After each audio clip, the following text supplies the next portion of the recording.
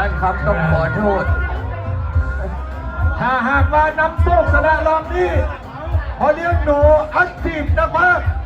มูบินซอมโตพี่น้องขอบใจหลายๆ ขอบใจจะเป็นชัยมาให้กับว่าไปก่อนส่วนทางเฟมิลี่ห้านขายครับLKชนะในรอบนี้ เจ้าเสียก๊อตเอาคำให้นะพาคนละ1 สลึงพี่น้องสมเชยจะไปยิงมาบุญเราอยู่เถิงคุณลงพายแล้วพี่น้อง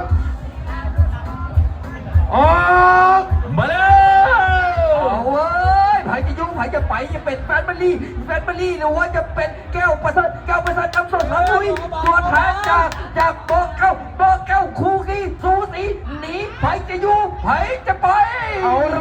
ยไผ่จะยุ่งไผ่จะไปเพราะเป็นพี่น้องสไตล์ส้มตัวเสียกันเนี่ยในนามแฟนบัลลี่ว่าจะได้หรือว่าจะเป็นน้ำส้มสังลุยแก้วประเสริฐว่าจะได้ที่กันตะไคร้หัวไม้ได้เปิดระเบิดเปิดกันมาเบิกตาสายตาดีตอนนี้รอดน้ำฟังตีแหงแทรกระเบิด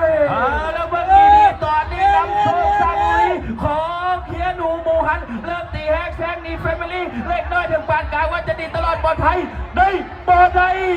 แล้วไม่ได้ตลอดปลอดภัยแล้วพอตอนนี้เรียวน้ำแดงแฟมิลี่เริ่มตีแฮกแซงนี่ขึ้นมาเชียนูจากไหนน้ำโชคสังลุยในนามน้ำโชคสังลุยตอนนี้50 นาทีสุดท้ายสู้ซี่กันมาแล้วพี่น้อง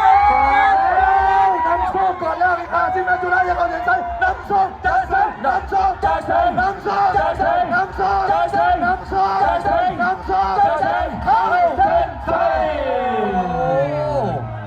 งูตีแบบใดงานเข้ากรรมการอีกแล้วพี่น้องพื้นโอ้